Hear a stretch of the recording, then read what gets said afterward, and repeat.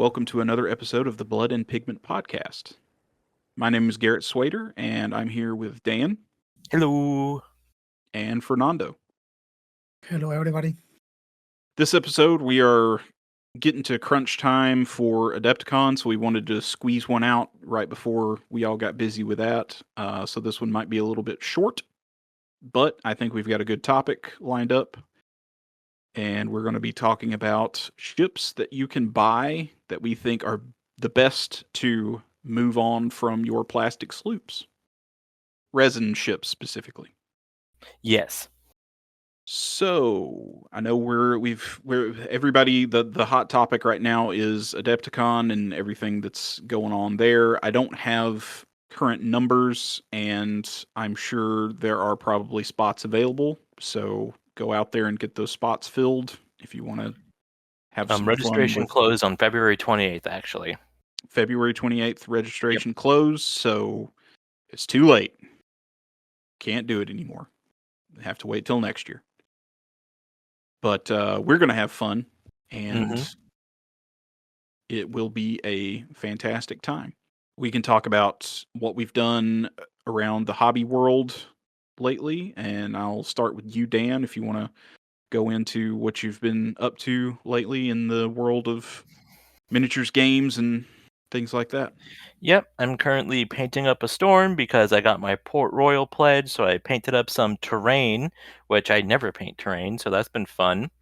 And then I'm working for my fiance. I'm working on a mostly female company for her to play with me with, so I grabbed one of the resin female sailor sprues that are new for Port Royal, and after I made her character, I realized I had a bunch of female heads, added them to a bunch of sailor bodies that have just especially baggy clothes, and we now have historically accurate female sailors, and they're awesome. I love them. That is the real value of that kit, in my opinion. Is there $15? If you got a bunch of sailors that you haven't built yet, you can now build 5 more disguised female sailors, and they're awesome. Yeah, I want to see more pictures of the sprues that they put out, because I want to see how different the heads and the different body options are. Because I may pick up some of those for Blood and Plunder, but yeah, they look really cool. Yep. And I've done all of that, and then I'm also working on the April Fool's article and product. I say product, but miniatures that will come out hopefully the first week of April if I play my cards right. I've been working on that. Riley's been really good about getting those out to me because he's got the fancy dancy resin printer that prints things really well. So I got all those. I got them primed today, so we will see. Awesome. What have you been up to, Fernando? So basically, I finished this week the Adepticon display minis. So if you go to Adepticon, you will see them. Hopefully, you find them appealing, because I spent a lot of time, almost 130 minis. So basically, 21 per each force that is available in Blood and Plunder. So from pirates to natives to Spanish, English, and Dutch. So yeah, that was time consuming. I started kind of late. I mean, I think we decided to do this, I would say last year around July or something like that. And I said, yes, I would do this. It sounds easy.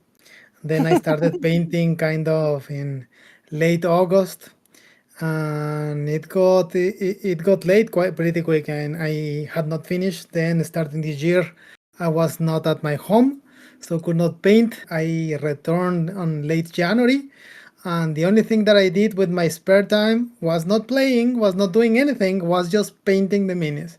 So it's really nice that 3 weeks, well, 2 weeks from Adepticon, I finally have them.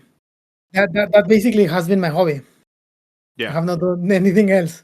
I imagine. Yeah, when you commit to a project like that, you really have to be good with gauging how long it's going to take you to do that project, because I've done the same things where it's like, "Oh yeah, this is 5 months away. This is going to be a piece of cake," and then it gets down to the wire and you're like, "Oh god.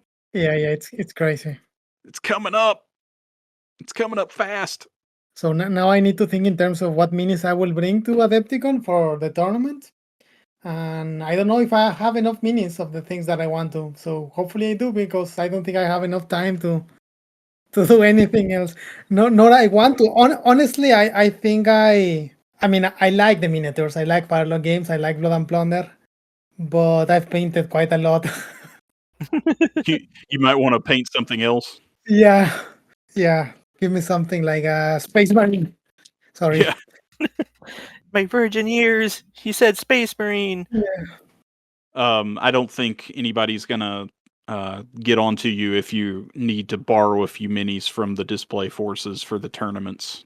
I think Oh yeah, that would that's probably be awesome. fine. They're your minis anyway, practically. Or you can always let me know. I have minis for days, so if you need something, I probably have something that can stand in. I know they're painted with the filthy speed paints, but they are painted and therefore legal. Yeah, and Thank during you. the LAN tournament, if you need something, you can always borrow it from me too. I've got lots of Spanish stuff.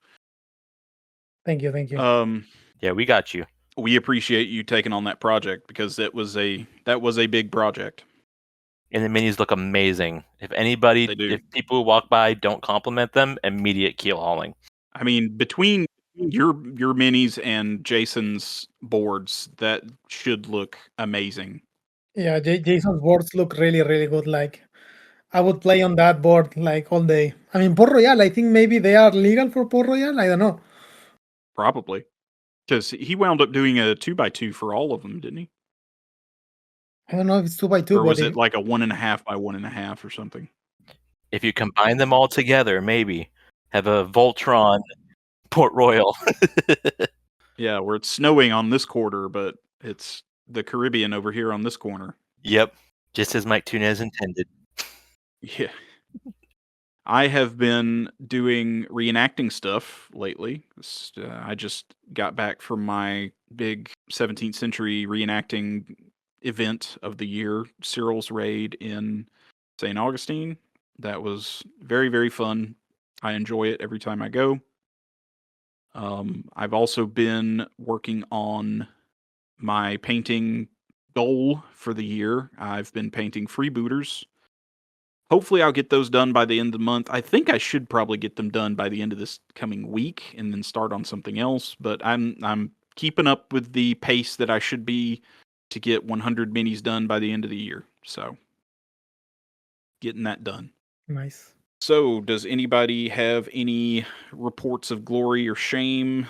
Dan, I think you're probably the only one that's been playing much of anything lately. I've played a couple times at my store, but the last couple of times I was there, I think I was teaching mostly and not actually playing. Yeah, last week I was putting the final tests on my C Adepticon list. This upcoming week doing the land, and then I'll be good. But yeah, I squared up against Pete, who has remained undefeated for the entirety of his tenure in our group, and I dealt him his first defeat, which felt really good because I outsailed him. It was the control the field scenario, and I outsailed him, and it felt really good because he brought my worst nemesis, Chandler Ogle in the British Navy, and despite him shooting at me with cannons and doing all that, I still managed to get upwind, and he was in a position where he was in the wind zone. He said, I'm going to call it here because you're just going to board me, and you're going to win. So that felt really good. The second game we played ended up losing, but that was more due to cold dice than anything wrong with the list. So I am very confident in this list. Can't wait to play it.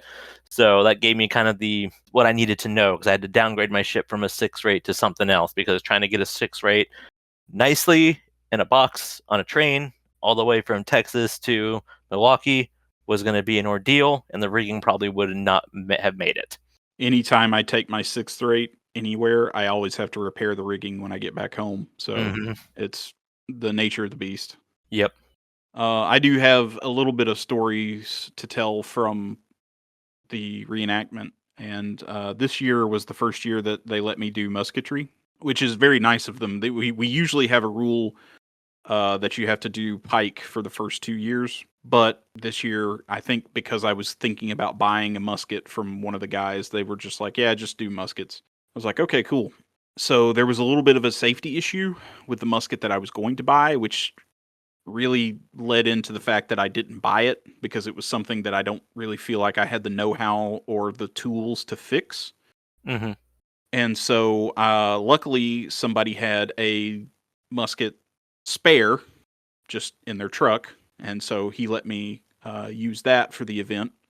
It was a matchlock musket, and it was probably a lot of things working against me, but that thing misfired so many times. It was frustrating. And I think it was due to two things, really. The match that I was given was a smaller diameter match. And so I think I had to be a little bit more accurate on where I put it in the serpentine to get it onto the pan. And then also we were priming with the powder that we were pouring down the barrel, and it was 2F powder. So priming with 2F, and then also not having I think my match was not as hot as some of the other do it. match as well. And so I would blow on it, I would put it in the serpentine, and I think it would just cool down that fast to where then when I pulled the lever and put the match into the pan, it just did nothing. And I got some rounds off, but I put some videos in the Discord for Blood and Pigment, and you can see like one of the videos I just pulled the trigger and it was nothing, and then I just like waited 5 seconds and then did it again and then it went off, and so I was like, yeah, matchlocks can be finicky. There's lots of more to go wrong than on a flintlock. I get it. And priming with 2F, while it's doable, it's not ideal. Right, yeah. I think if I had a better match, and I think somebody went and got me like some thicker, hotter match towards the end of it, and I was getting off rounds a little bit easier with that. So I think it was a combination of those two things. But overall, though, it was a lot of fun. I learned the procedure for a misfire on a musket like the back of my hand now, so that's good. You don't want to pull that thing down when it's not, especially with the matchlock, when it's misfired, and just look at it, because it just could go off right in your face. Yep. So you wanna leave it at your shoulder for like 10 or 15 seconds, then close the pan, and then start inspecting it. Yep. That's exactly right. Gives any embers enough time to go out before you start looking at it again. And also, what somebody was telling me is a lot of times you can try it, then wait 5 seconds, try it again, and then sometimes it will go off, and then if it doesn't, again, wait another 10 or 15 seconds, and then start inspecting it, and going from there. But yeah, that was glory and shame with musketry when I was at the reenactment. So Quick question. Does the government treat this as kind of regular firearms? Do you need kind of a permit, or is it more like a historical thing? the group, what happens is there's usually a musket officer, and you have to get certified by the musket officer to carry the musket and use it during the event. I don't think there's any kind of government permit that you need to handle these weapons that I know of. I think technically, Dan probably knows a little bit more about this than I do, but I don't think the government actually considers these firearms, do they? That's correct. A black powder firearm, hilariously enough, under U.S. law, is not a firearm. So, you can be as safe as you want to with it and just let Darwin take its course. Yeah. And we were elevating when we were shooting, so we were not shooting it at anyone, and we of course do not put a ball in it, and we do not even ram the powder in the barrel. All we did was take a cartridge, rip the top off with your teeth. Black powder's pretty spicy, by the way. I don't recommend it, but I got to taste it multiple times. You prime your pan, close the pan, you pull the musket around, pour the cartridge down the barrel, and then you're waiting for if the order is to do the drill, you're waiting for somebody to tell you to give fire. So then you open up the pan and then pull the match down into the pan. Or if you're at a fire at will, you just pull it up and shoot whenever you want to.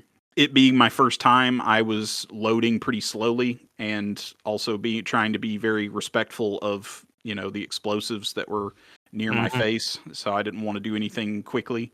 But the guys that were way more experienced with it were getting off 20 or 30 cartridges during the whole event, which was impressive to me. And then we had one death in our musket group. Oh no! The poor guy, I think got one shot off, and then his mainspring broke on his. He was the second flintlock. His mainspring broke on his lock, and he was just dead in the water. And so he just like took a death and laid over in the field. So that was funny. But yeah, okay. So if we don't have any other ports of glory or shame, we can move on to the next subject, which is our main subject, and that is, what ships do we recommend to buy after you're bored with the plastic Bermuda Sloop / Balandra? I guess we should also clarify, these are our opinions. There's no right or wrong answer to this. If you really feel the need to go straight from the Bermuda Sloop to a galleon, more power to you. But these are just what we recommended based on our experiences. Your mileage may vary. Right. I think I came at this from a budget standpoint and from a usefulness of the ship standpoint in the current 250 points, or like 200 to 250 points point level. Mm-hmm. But yeah, rule of cool is always just always default to that. If you want the flute, go with the flute. If you think that is the coolest thing ever, go for it. But I personally would recommend, if you have no preference and you don't know, anything about what you want, just go with the resin sloop. I think that you get a much better ship than the Bermuda and the Balandra. I think it can handle higher point levels than the Bermuda and the Balandra. You have a similar sailing profile that you're used to with the Bermuda and the Balandra. You get to take bigger guns, so that's always fun. It's a fairly easy ship to rig and paint. You only have one mast to put together, and the hull's not very big. And once they get the alternate rig cards in PDF form, or if you can find somebody to give you a copy of it that you can,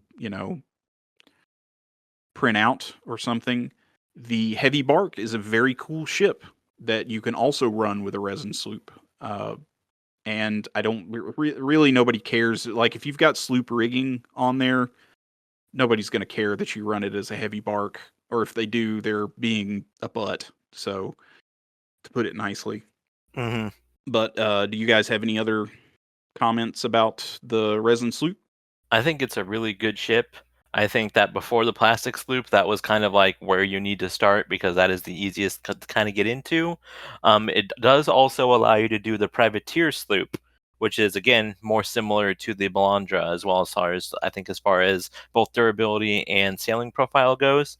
But yeah, it's great. Medium guns are great. It's really easy to put up, and in my opinion, I think it looks even better than the plastic sloop, especially once it's painted. But yeah, you can't really go wrong. You can fit more dudes, more guns. It is an upgrade. Definitely. I think it's the boring option, but it's a really good option, and I think it might be the cheapest of our options to upgrade Like in terms of points or in terms of money? in just terms of money. I don't remember how much to I got you. the other ships that we have I mean, on it's there. cheaper than Dan's. I don't know if it's cheaper than mine. Yeah, I would have to look it up if it's cheaper I than got you. Fernando's. But I'm just saying, yeah, it's the boring one, but I kind of like it just because, like you said, it's got 3 different It is cheaper. ship options. And okay, so yeah, this is the cheapest option. It's the boringest option, but it's also the cheapest option. So yeah, I would say that if you like to play with the plastic sloop, you would like to play with the resin sloop, right? I think so. Yeah. Yeah. If you enjoy the sloops, Yes, maybe if you don't like the way in which the plastic sloop plays, maybe avoid it. That may be the only one con I can find. right? Yeah.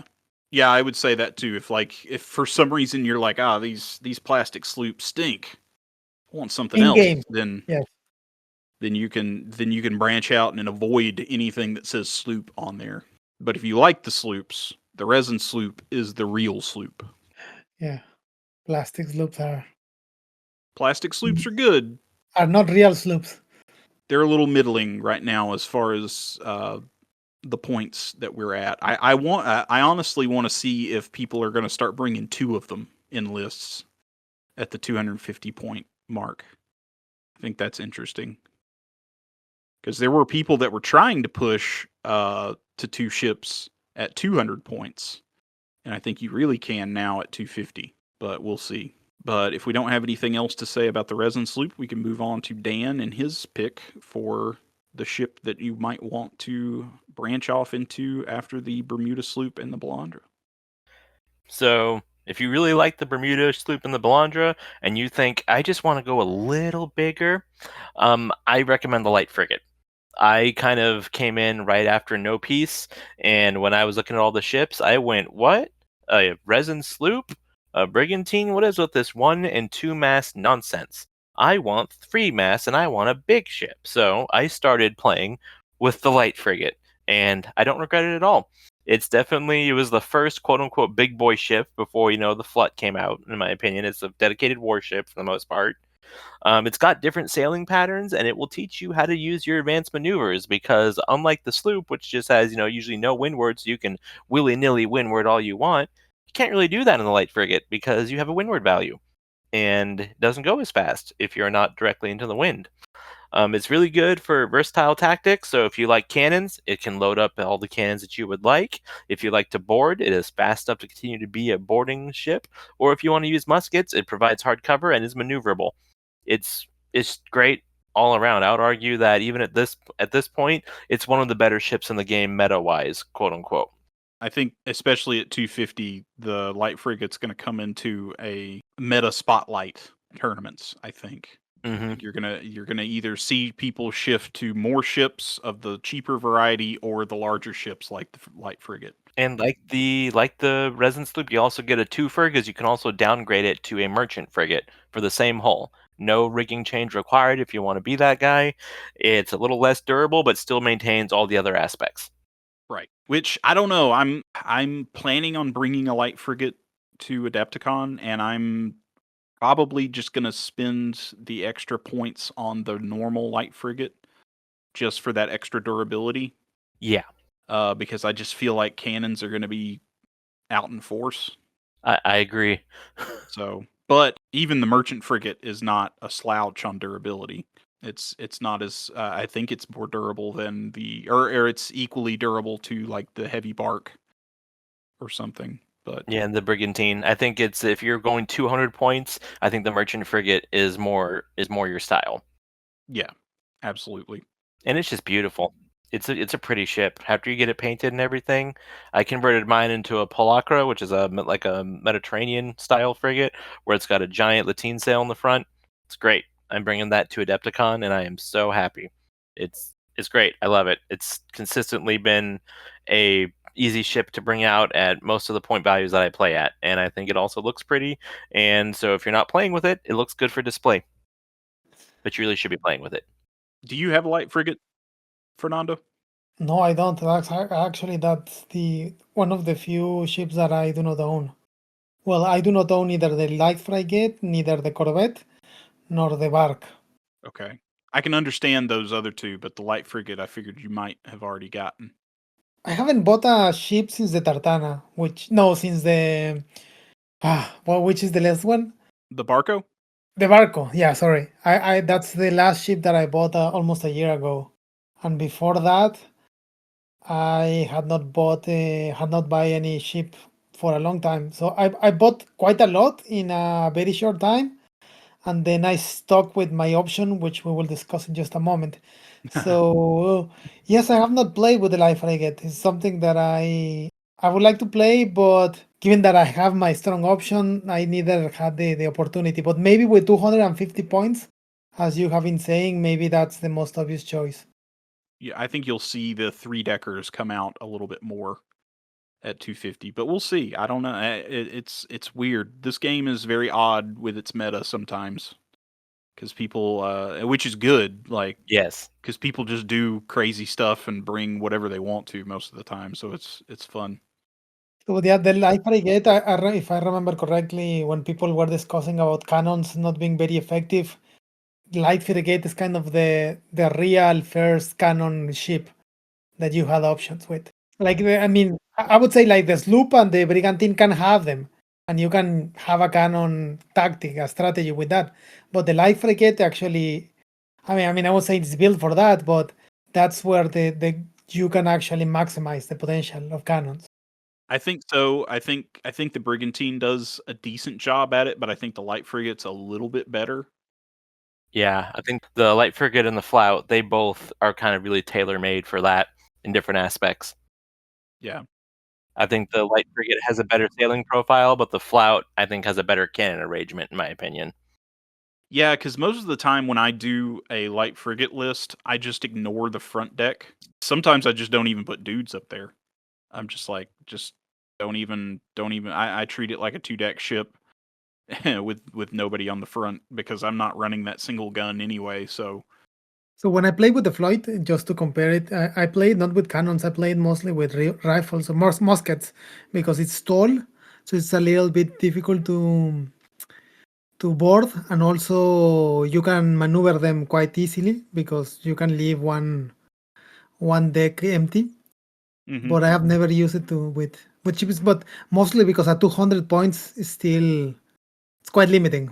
But 250 may be more usable. That is my go-to flout list, I think, as well. A musket list. Yeah, I considered that too.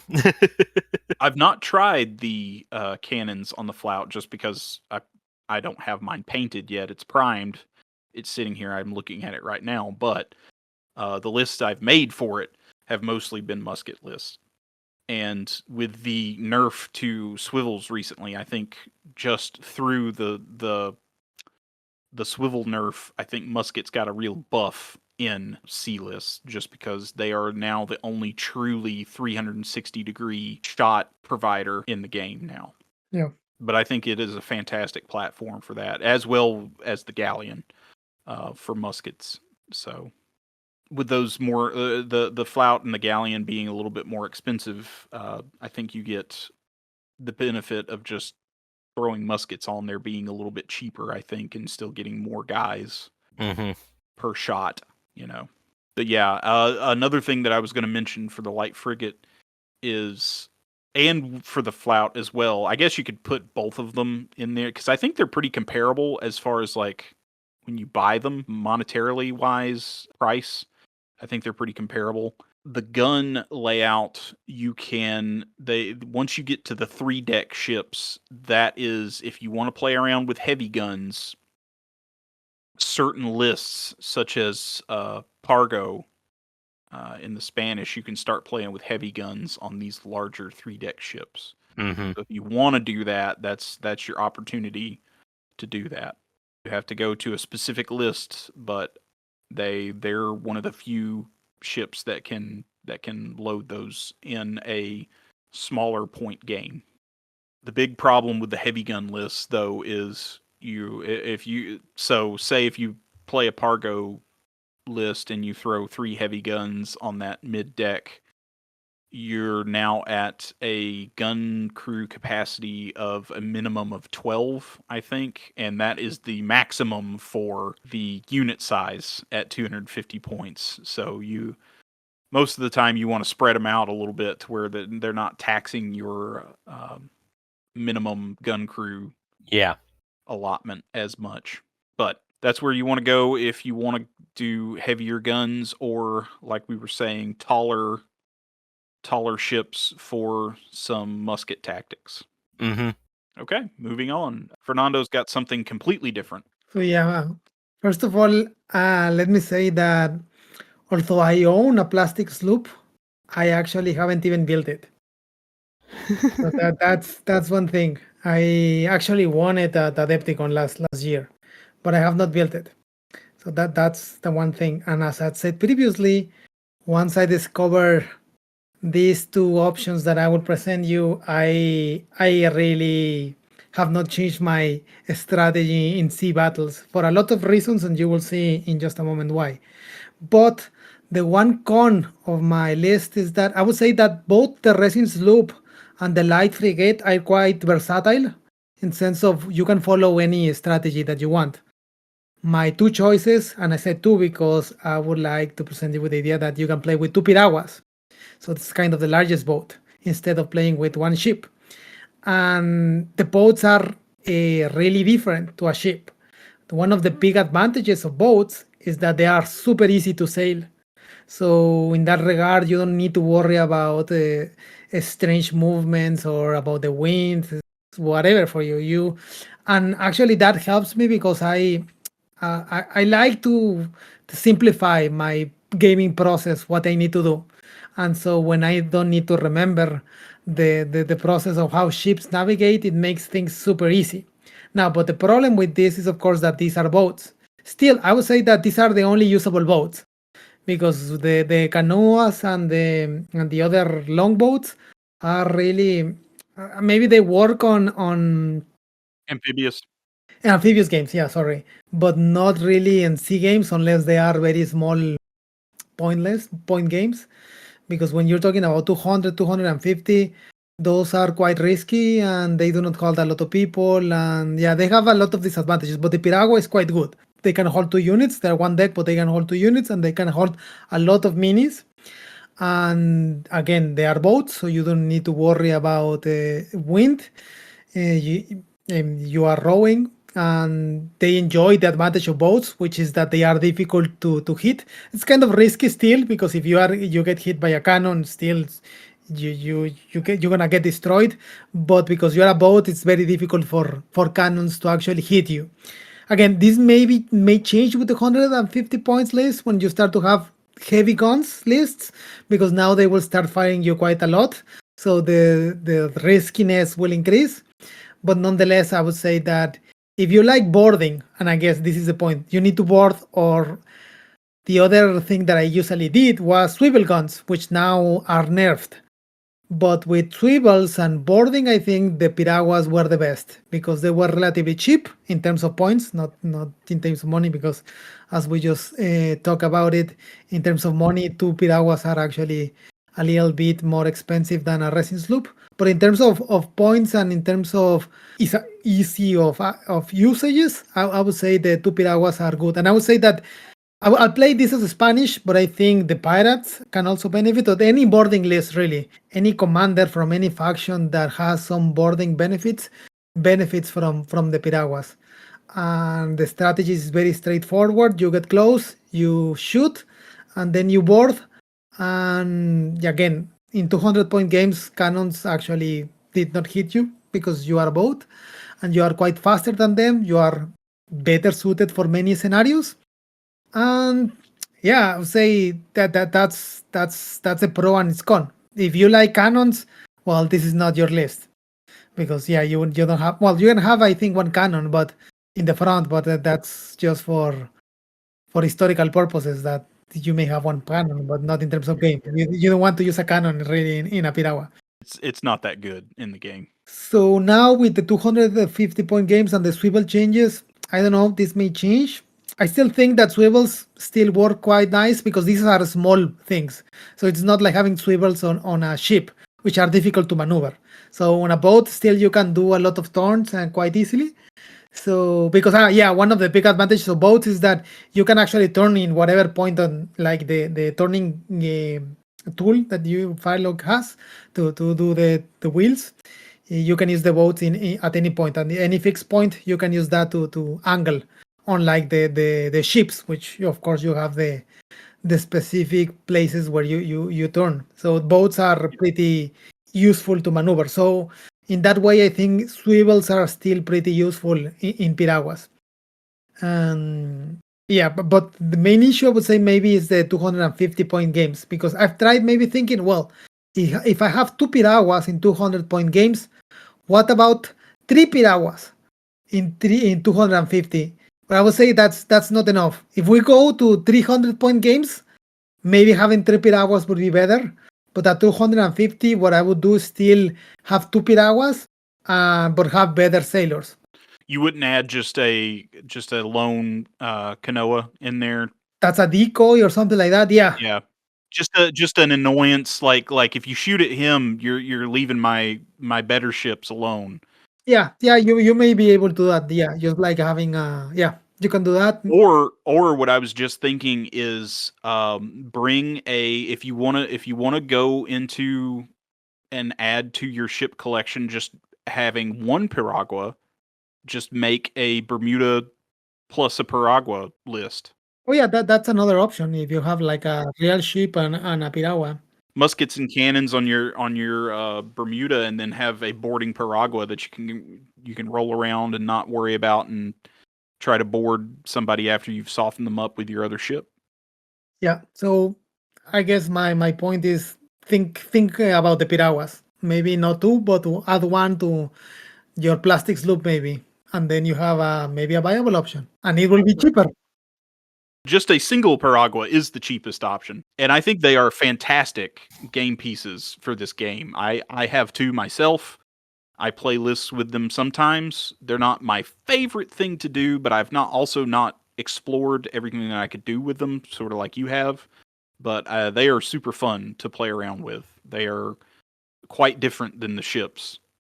So yeah, I would recommend this to people that like to board, people that maybe struggle with the movements of the ships because again, boats don't care about those things. Mm-hmm.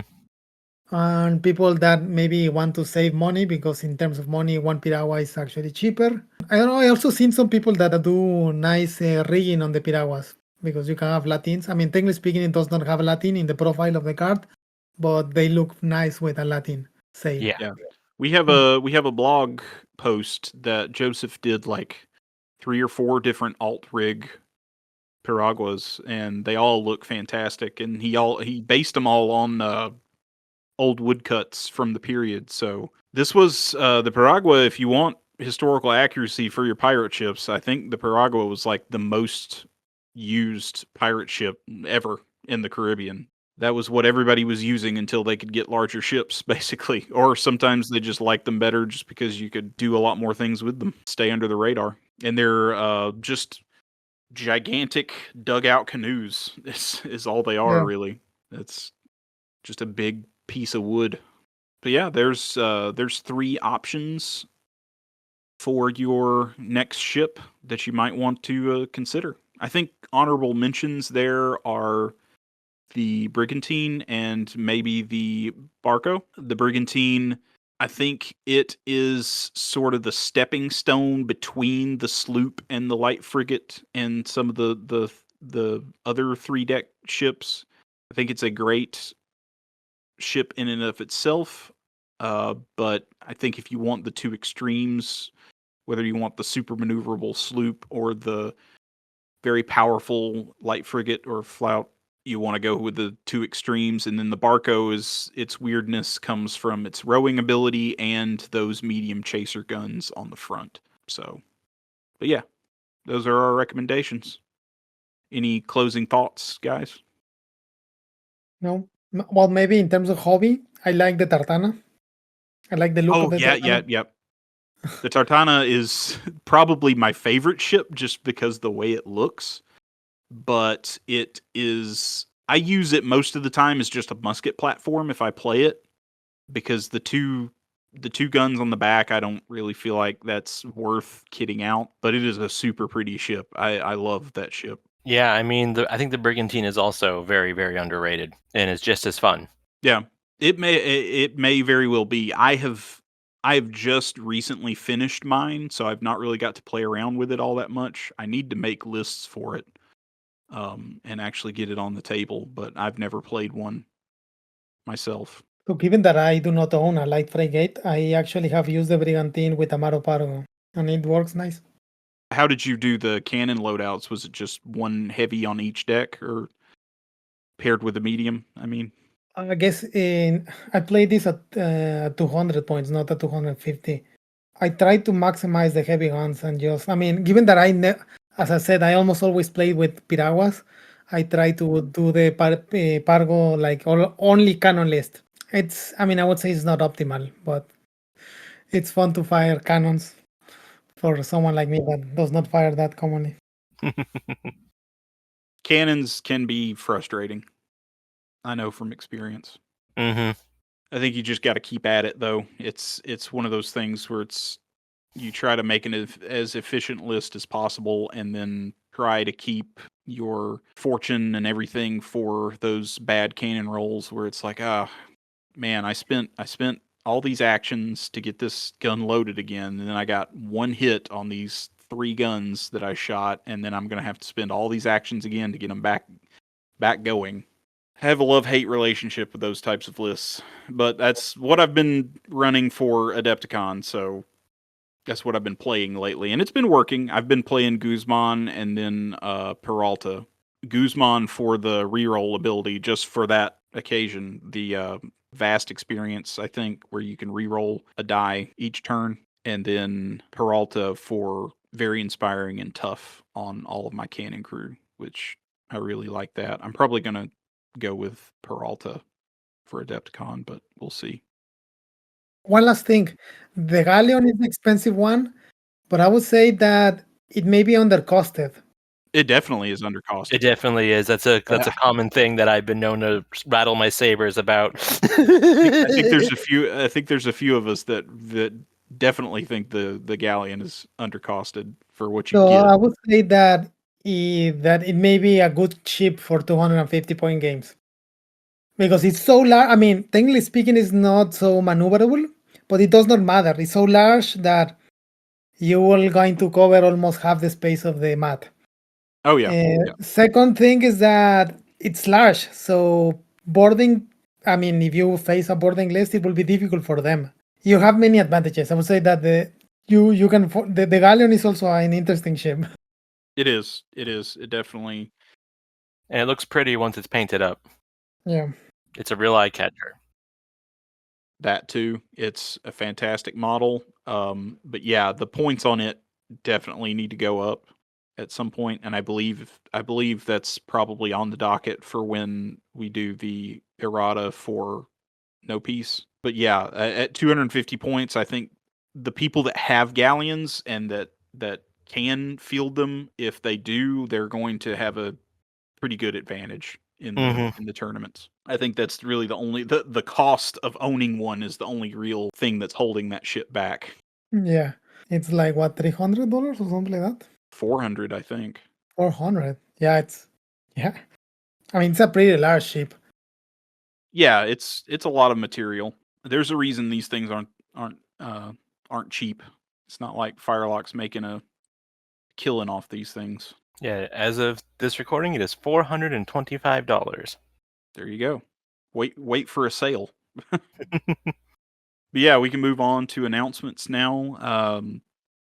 We have a new convention to add to our announcements list. Of course, Adepticon is. I'll go through these in order. Adepticon is the 26th through the 30th. That is very fast approaching, and we're all going to be converging on Milwaukee, Wisconsin, and playing Blood and Plunder for the whole weekend. Always look forward to that. I think this is going to be my 3rd year doing it, and it's always been fun, even though that I feel like I've got hit by a Mack truck afterwards for the lack of sleep and for the, especially my throat.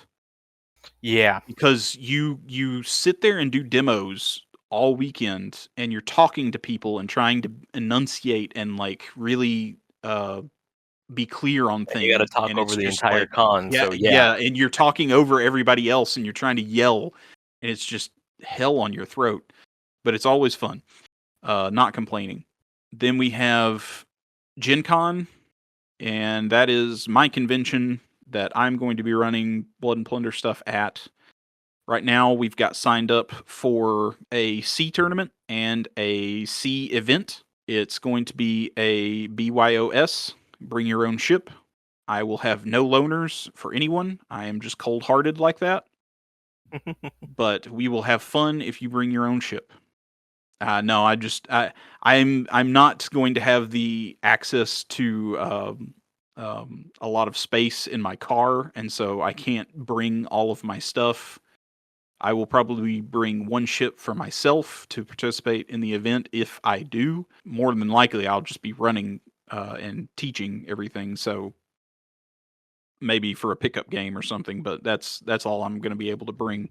But yeah, should be a good time. And then the thing that we've added to the list is the Nova Open. Where is that, Fernando? You said you were potentially going to So I don't know exactly where is that, but it's in Northern Virginia. Northern Virginia. Okay. Yeah, that's the name, Nova. That's the okay. Nova. So yeah, it's kind of a suburb of DC. It's actually closer to the airport of DC. Okay. So it's close to DC. It is going to be August 27th through the 31st. And on Saturday, August 30th, there will be a land tournament, apparently. And on Sunday, August 31st, there will be a sea tournament. So if you are attending and you want to play some Blood and Plunder, sign up for those events. So I may be there. I think, 80% sure I'll be there because it's close to me. Mm-hmm. I was thinking in attending the Saturday one because it's Saturday, but now that we're talking about ships, I may go to Sunday and have my galleon there. There you go. Prove to all of us how underpriced that galleon is. Yeah. Don't increase the cost of the ship by then. We've got our painting contest still going on. This is March right now. I think we're into the units. It is a great event that mostly Joseph does on the blog. Acquired a lot of sponsors for it and puts out a lot of prizes for it, which is fantastic. But yeah, I think March is the units. Get those units in. The last day to enter units is March 31st. So, and then April 30th is the last day to enter a Blood and Plunder ship or a force. Still going strong. Still a lot of prizes to give out. We're also planning, I think, on doing a podcast episode from Adepticon. So that should be fun. For more Blood and Plunder content, you can go over to bloodandpigment.com and check out all of our material that we have over there. We have articles on ships, nations, factions, terrain, painting guides, painting contests, battle reports, you name it. And don't forget to check out our YouTube channel as well. We have all kinds of videos available on a variety of topics for new and veteran players. If you appreciate our content and want to throw us a doubloon or two, check out our Patreon, patreon.com/bloodandpigment. And as always, keep your dice ready to win at your back, yar har.